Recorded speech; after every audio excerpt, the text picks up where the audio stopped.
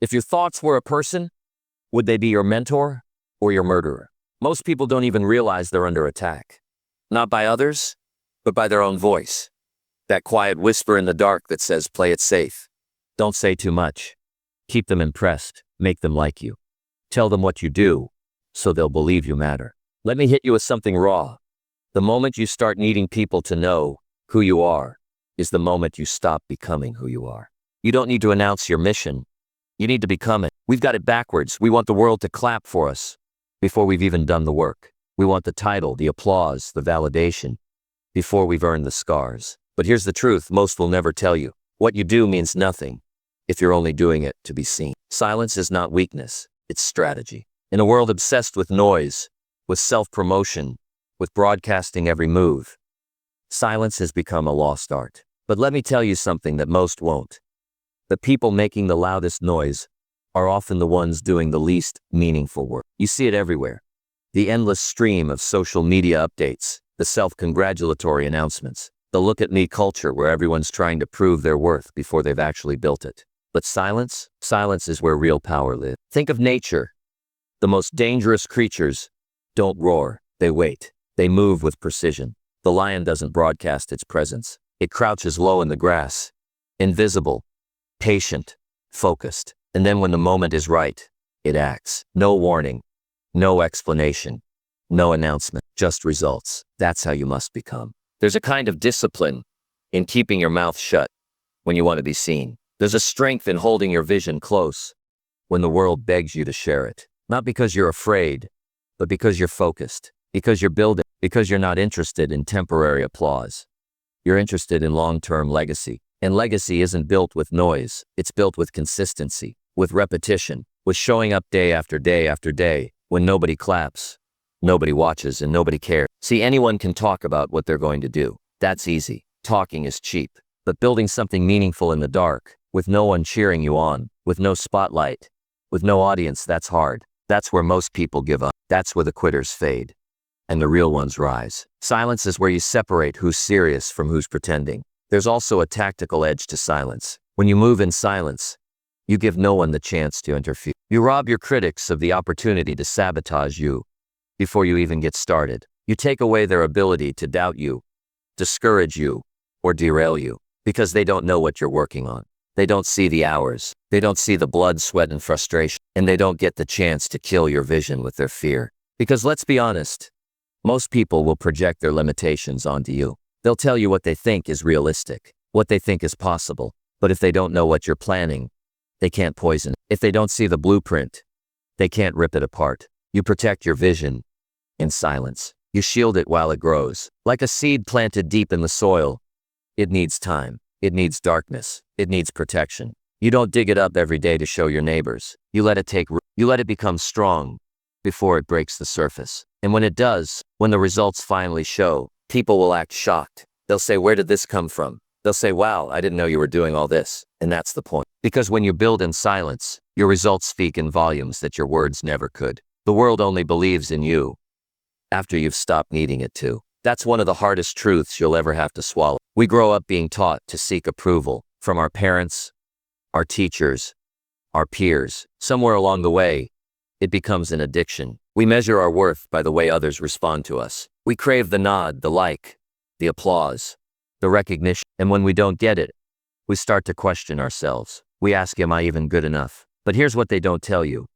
The world doesn't believe in you when you want it to. It believes in you when you don't need it anymore. Needing the world's belief is weakness dressed as ambition. It's a distraction. It pulls you away from the actual work and ties your self-worth to a moving target. People are fickle. They love you today, forget you tomorrow. You can't build a life, let alone a legacy, on something that's fragile. Here's what happens when you stop needing belief. You become free from the endless approval seeking, free from having to explain yourself, free from molding your truth into something digestible for people who don't even understand the path you're on. And in that freedom, something powerful happens. You begin to operate from conviction, not validation. Conviction doesn't beg. It doesn't plead. It doesn't ask, do you think I'm on the right path? Conviction says, I know I am. That certainty doesn't scream. It doesn't show off. It just walks through the fire and keeps going. And that kind of energy, the quiet, focused, unshakable kind. That's when people start to pay attention. It's ironic, isn't it? The less you chase belief, the more people start to believe. Why? Because belief isn't logical. It's energetic. People don't follow your words. They follow your certainty. They don't invest in your pitch. They invest in your presence. And when you're still searching for belief, it shows. It leaks through your voice, your posture, your hesitation. You might not say it, but people can feel it. They feel the doubt. They sense the insecurity. And most of them, they mirror it right back to you. But when you show up already convinced, when your belief is so deep, so quiet, so solid that you don't need to talk about it, people feel that too. It draws them in, because that kind of self-trust is rare, and rare things are valuable. Most people try to be believed too early. They want support before they've built discipline. They want followers before they've earned their own respect. And they get frustrated when the world doesn't hand them what they haven't yet become. But the truth is, no one owes you belief. Not your friends, not your family, not your industry. That's your job. You've got to carry it alone at first. You've got to keep walking when no one's watching. Keep building when no one's clapping. Keep believing when no one's nodding their head. And then one day, when it's real, when it's undeniable, when you're no longer explaining yourself, because your results are doing the talking, the world starts to believe. They act like they always knew. They repost your quotes. They tell people, I saw it in them from the beginning. But you'll know the truth. You'll know that belief is not something you get from others. It's something you become so deeply, so unshakably, that others can't help but feel it. Your value doesn't live in your job title. That's one of the most dangerous illusions we buy into, that our worth is tied to the label we carry, the role we play, the position printed on a business card.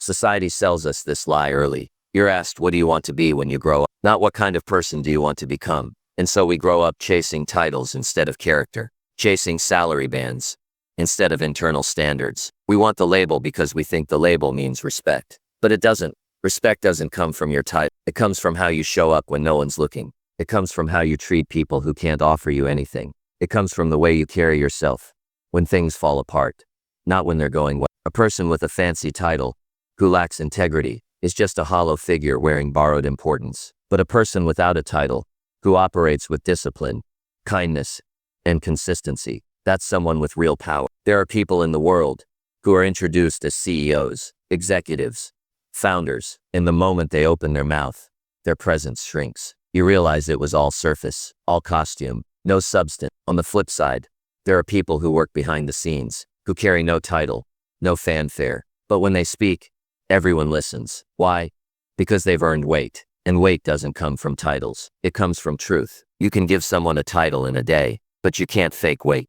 You can't fake being real. You can't manufacture presence, energy, consistency, or trust. Those things have to be built, brick by brick, hour by hour, through how you live, how you lead, how you respond when it's tough. And none of that requires a job description. If you tie your identity to your title, you're in dangerous territory. Because what happens when that title is taken away? What happens when the company restructures, or the market shifts, or your role is no longer relevant? Do you vanish with? If the only thing holding up your confidence is your job label, you've built your self-worth on sand. You'll collapse the moment the wind changes. But if your value is built on who you are, on how you think, how you serve, how you solve problems, how you move through the world, then it doesn't matter where you go or what they call you. You bring your identity with you. Your title becomes a footnote, not a foundation. The most powerful people in any room don't need to remind you who they are. They don't need to say, I'm the manager or I'm the founder. You feel it, their energy, their standards,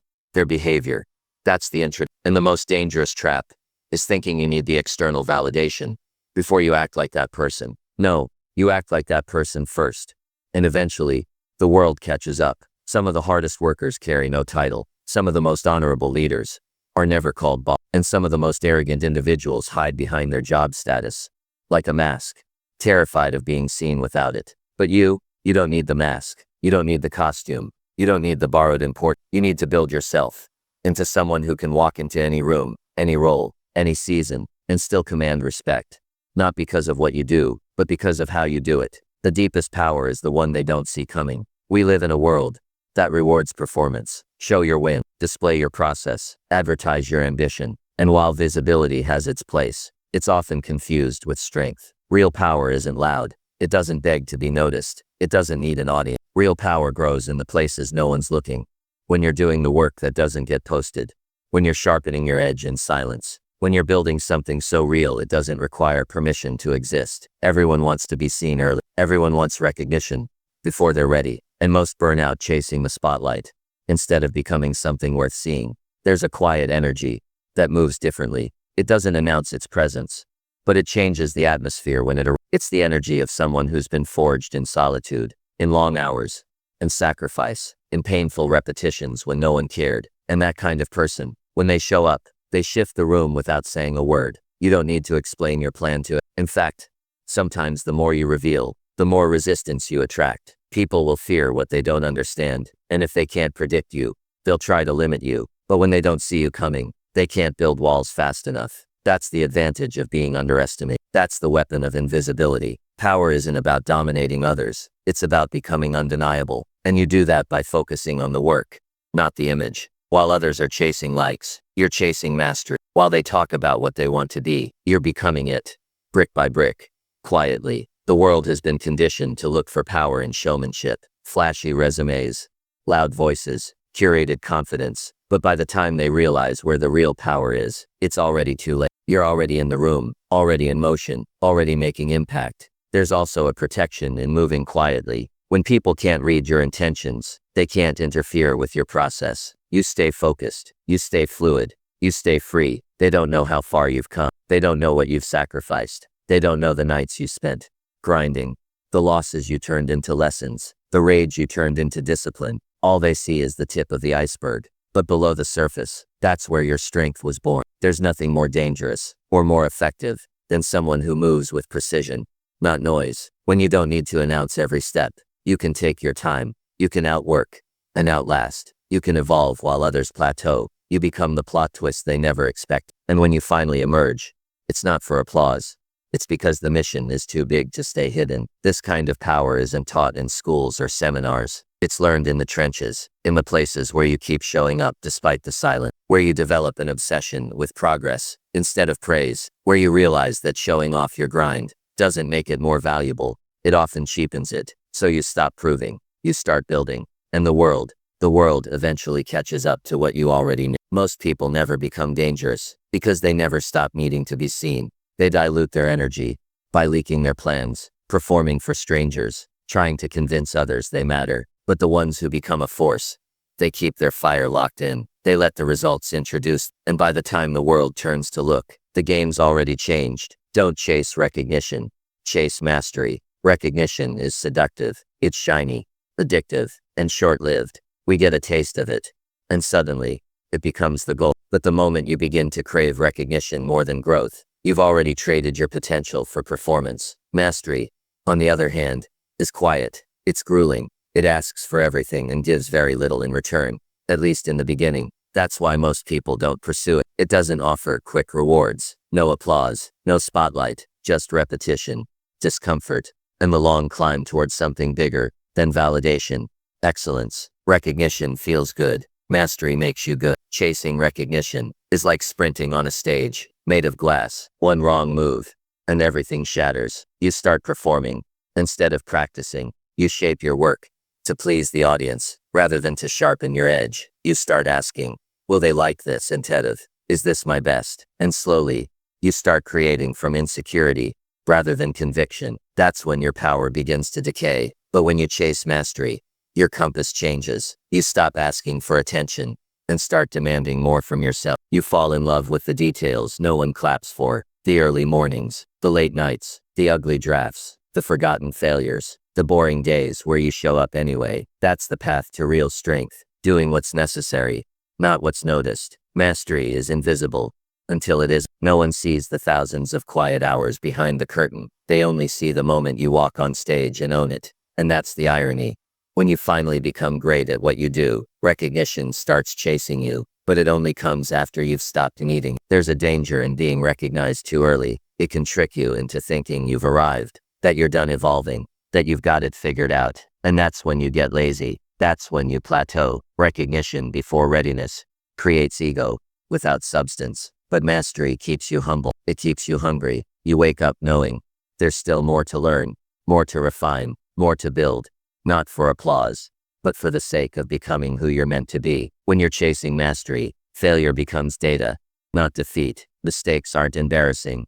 They're essential. Every missed shot sharpens your aim. Every loss teaches you something. Your ego wouldn't let you learn otherwise. But when you're chasing recognition, failure feels like exposure, like weakness, like shame, and that fear will paralyze you. It'll keep you safe, small, and you'll start playing not to lose instead of playing to win. There's a different kind of energy that radiates from someone who's obsessed with getting better, not proving, not impressing, just refining. You feel it when they talk. You see it in how they carry them. They don't need to sell you on who they are. Their presence says it all. That kind of confidence isn't loud. It's earned. It's the kind that says, I don't need your approval. I've already approved of myself. Recognition is rented. Mastery is owned. Recognition fades. Mastery stays. Recognition gets you invited to the table. Mastery makes you necessary at the table. So the question becomes, are you building a career, a craft, or a costume? Because only one of those will survive when the lights go out. Only one will carry you through the seasons. When nobody's watching, only one will give you the kind of fulfillment that claps can't provide. And only one makes you unforgettable. Not because people saw you, but because they felt you. Insecurity always over-explains. You can feel it in someone's voice, the way they rush to justify every move, the way they stack their words like a fragile tower, hoping if they say enough, maybe you'll believe them. Maybe they'll even start to believe themselves. But behind every over-explained sentence is a quiet fear whispering, what if I'm not in? People who are secure in who they are don't feel the need to fill silence with noise. They don't dress up their decisions with rehearsed speeches or elaborate justifications. They speak with clarity, not clutter, because when you know who you are, you stop trying to convince others. And when you stop trying to convince others, you finally get to focus on what actually matters, becoming better. Insecurity doesn't just show up in conversations. It shows up in your body language, in your tone, in the way you enter. It shows up when you're unsure whether you belong. So you talk more, move faster, laugh louder,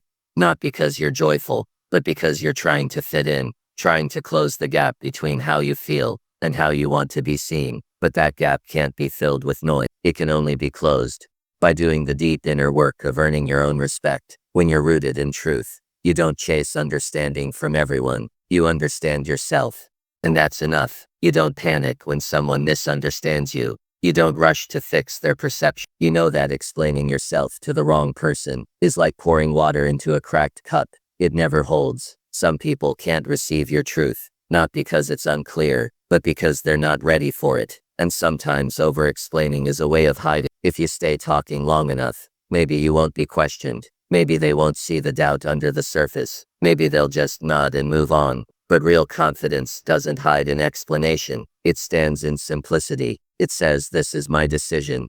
And lets that be the full sentence. The people who impress the most often say the least. They let their actions carry the weight. Their presence, their consistency, their discipline. That's their statement. No need to dress it up.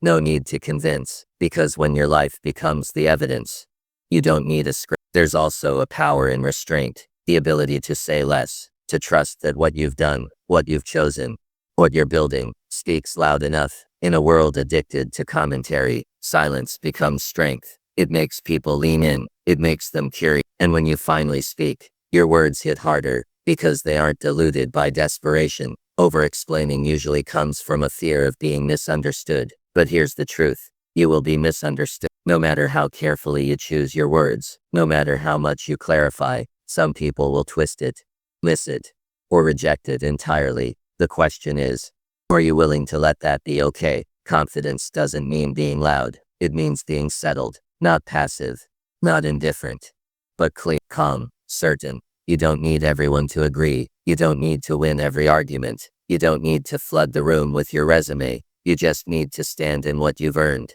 and what you've earned will speak for itself. If you let it, the more you explain, the less people listen, but the more you embody, the more they feel, and what people feel will always carry more weight than what they hear. So if your goal is to be respected, don't say more, be more. Let your growth make the statement. Let your discipline write the paragraph. Let your presence be the answer to the questions they haven't even. Discipline is the real personal brand, not your logo, not your LinkedIn bio, not the curated highlight reel of wins you post when life cooperates.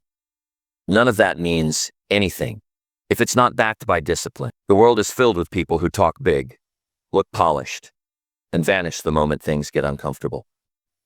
But discipline, that's the part nobody sees. And that's the part that makes all the difference. Discipline is what builds the unseen version of you. The version that shows up when it's cold, when you're tired, when no one's watching, and you'd rather do anything else but keep your promises to yourself. That's the version that matters. That's the version that shapes your identity in the dark. Because identity isn't what you say you are. It's what your actions prove, especially when no one's clapping. Your personal brand isn't what you post. It's what you repeat. And discipline is repetition with purpose. It's doing the boring things so well that they become muscle memory. It's turning decisions into standards. Not when it's easy, especially not then, but when it's inconvenient, uncomfortable, and invisible. That's where trust is built. That's where your edge is carved. People don't follow your words. They follow your patterns. They don't admire your talent. They admire your consistency. Anyone can be impressive once. Anyone can show up when the mood is right. But when you show up on the days that punch you in the gut, when you get out of bed and push anyway, when you stay locked in while the rest of the world checks out, that's when people start to believe you. And more importantly, that's when you start to believe you. Discipline is the foundation of real confidence, not fake, external confidence, but the kind that's earned, the kind that doesn't need applause, the kind that's quiet, but immovable. Because when you've done the work, you don't have to hope you're good enough. You know you are. You've proven it to yourself in hours that no one else was willing to live through. That proof, that's power. Most people wait for motivation, but discipline doesn't need permission. It doesn't ask how you feel. It doesn't care if it's raining, or if you're tired, or if you got enough sleep. Discipline says, we said we'd do this, and then it gets to work. That's what separates the ones who talk about potential from the ones who become it. You know someone's disciplined not by their schedule, but by how little they need to be convinced. They don't need the perfect playlist, or the best conditions, or a crowd cheering them on. They just need a reason. And once they have it, they build habits that don't break when life does. Real discipline makes you trustworthy, not just to others, but to yourself. And that's the part people overlook. If you don't trust yourself, how can anyone else? Every time you break a promise to yourself, skip the workout, delay the project, tell yourself tomorrow for the 5th time, you train your mind to expect less from you. But when you keep your word, even in the smallest things, you train your mind to believe. And belief built on action becomes unstoppable. This is why discipline is your brand. Not the pitch, not the presentation, but the practice. The reps you've done so many times, they're no longer impressive. They're just who you are. That's what people sense when you walk into a room. That's what makes someone lean in when you speak, because they can feel it, that you've done the work, not just worn the title. The moment you define yourself too early, you kill who you could have become. People are so quick to attach an identity to themselves. I'm this kind of person. I don't do that. I've always been this way. And they say it like it's a badge of honor. Like locking themselves into a category is a sign of strength. But what it really is, most of the time, is fear. Fear dressed up as certainty. Because when you lock yourself into an identity too soon, you stop evolving. You stop exploring. You build a box, step inside it, and then spend the rest of your life defending it. There's a difference between knowing your values and clinging to your limitations. Most people aren't defining themselves based on deep truth. They're defining themselves based on temporary comfort, based on what's familiar, based on what other people have accepted about them. And the danger is, the more you repeat that identity, the more it becomes real. Not because it's who you truly are, but because you've rehearsed it so many times. It's become your script. You hear people say it all the time. I'm not a morning person. I'm not disciplined. I'm not creative. They say it like it's law, like it's carved into their DNA. But it's not law. It's habit. And habit can be rewritten, but not if you're too busy reinforcing it with language, labels, and excuses. Every time you say what you're not, you rob yourself of who you could be. The real danger of early identities is that it gives you a false sense of arrival. You tell yourself you've figured yourself out. So you stop questioning, stop pushing, stop stretching. You hang a sign on the door of your life that says, "This is who I am." And you stop inviting growth inside. But growth doesn't knock on doors like that. It walks past the ones that are closed and steps into the spaces that stay open, fluid, and ready. Who you are at 20, 30, 40. It's not finished, and it shouldn't be. If it is, that's not identity. That's stagnation. We're supposed to be evolving. We're supposed to be contradicting ourselves. You're supposed to outgrow the things you once believed. You're supposed to look back and cringe a little. That's the cost of growth. Letting go of the version of you that felt safe, so you can become the version of you that's true. But most people are too scared to disappoint the people around them, who expect them to stay the same. They don't want to confuse others, so they limit themselves. They keep showing up as the character people recognize, even when it no longer fits. They live in outdated versions of themselves, just to avoid the discomfort of rewriting the script. But evolution is uncomfortable. It's supposed to be. There's no breakthrough without friction. There's no reinvention without the death of the old self. And if you're not willing to let that old version die, then don't be surprised when your life starts to feel smaller, tighter, more predictable. That's not peace. That's a quiet kind of prison. The most powerful people you know probably went through countless versions of themselves before they ever became someone worth remembering. And they'll go through countless more. They don't cling to one idea of themselves. They stay curious. They stay open. They keep asking, what else is possible for me? That question is dangerous to your comfort zone, but it's sacred to your growth. So when you feel the pressure to define yourself too soon, pause, breathe, and remind yourself, you are not a label, a personality test result, or a job description. You're a work in progress. And that's exactly how it should be. Everyone wants change until they realize it comes with responsibility. Real change doesn't just ask you to dream differently. It asks you to live differently. Everyone loves the idea of a new life, a new version of themselves, a future where things are finally better, easier, more meaningful. But the moment they realize that change demands more than just desire, that it requires action, accountability, discomfort, and sacrifice, that's when most people back out. Because it's easy to want something, it's harder to become someone who's worthy of receiving it. Change doesn't knock politely. It breaks patterns. It shakes your comfort. It calls out your excuses. It pulls your insecurities into the light and forces you to confront them. It tells you if you want this new life, then you can't keep hiding behind your old habit. You can't keep blaming your past. You can't keep waiting for someone else to fix it for you. And that's where most people stumble. They love the idea of a transformed life, but they don't want the responsibility of becoming the person who can sustain it. Everyone says they want freedom, they want purpose, they want happiness, but freedom isn't free. Purpose requires discipline. Happiness demands honesty. You don't get to feel fulfilled while still avoiding yourself. You don't get to be powerful while still playing the victim. Growth demands that you take responsibility for your thoughts, your energy, your reactions, and your decisions. It demands that you stop outsourcing your power to circumstance and start reclaiming it from within. Responsibility isn't punishment, it's ownership. It's saying I may not have created all of this, but I'm the only one who can change it. It's realizing that no one's coming to save you. And at first, that feels heavy. It feels unfair. But eventually, it becomes the most liberating truth you'll ever accept. Because once you own your life fully, then change is no longer a threat. It becomes your tool, your right, your birthright. Change strips away illusions. It shows you who you've been pretending to be, just to survive. It reveals the masks you wear to stay liked, accepted, safe. But survival is not the same as living. And to truly live, you have to become honest with yourself. You have to ask the hard questions. Why do I keep repeating these patterns? Why do I keep choosing what hurts me? Why do I fear my own potential? And when those answers come, messy, painful, raw, you have to stay. You have to listen. Because in those answers, you'll find the doorway to real transformation. Most people never walk through that door. They stand at the edge of their new life, staring into it, paralyzed, not because they're weak, but because they're still holding on to the version of themselves that isn't built for where they want to go. You can't carry your old self into your new life. That's the trade. That's the toll at the gate. And if you're not willing to pay it, you'll keep looping in cycles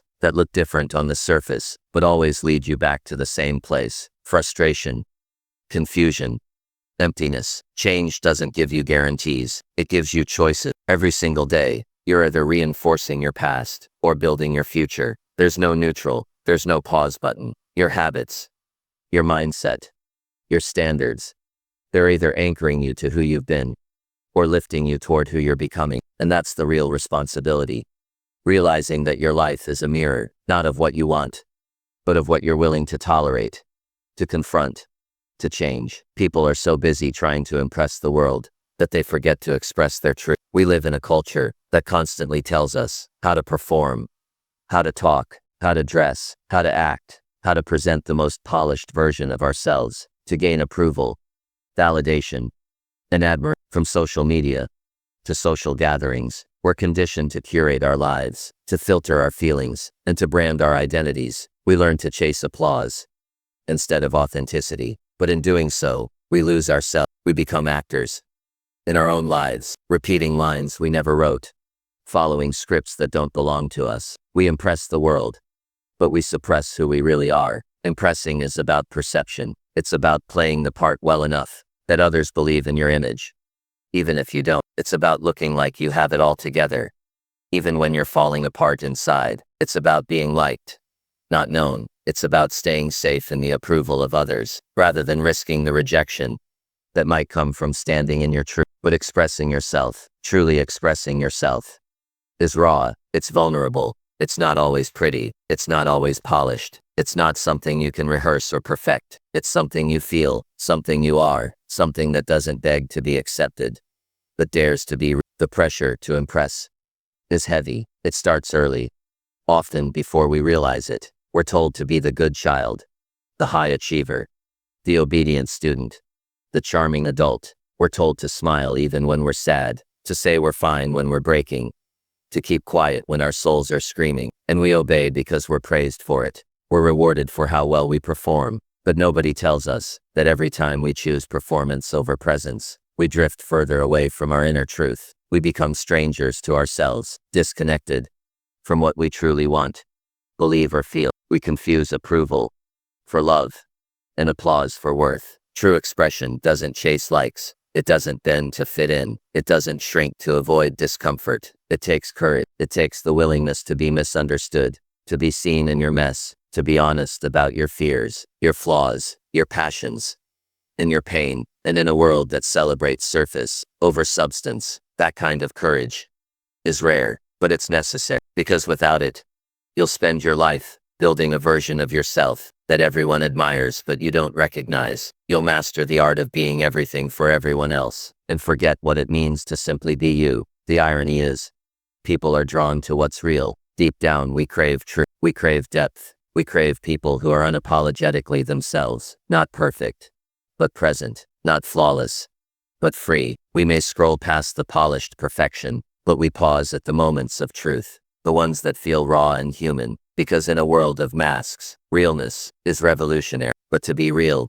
you have to risk being seen, not your highlight reel, not your performance, but your actual self, the one with doubts, dreams, edges, and emotion, the one that doesn't always have it figured out, the one that might not impress, but will absolutely connect. So many people say they want to be free, but true freedom means you stop performing. It means you stop trying to live up to everyone's expectations and start honoring your own. It means you stop twisting yourself into a version of what's acceptable and start expanding into the version that's authentic. That takes inner work. That takes stripping away the layers you've built to survive. It means confronting the parts of yourself you've hidden for years, not because they're shameful, but because you thought they wouldn't be accepted. It means giving yourself permission to speak without rehearsing, to feel without censoring, to live without performing. Most people don't want to heal because healing requires honesty.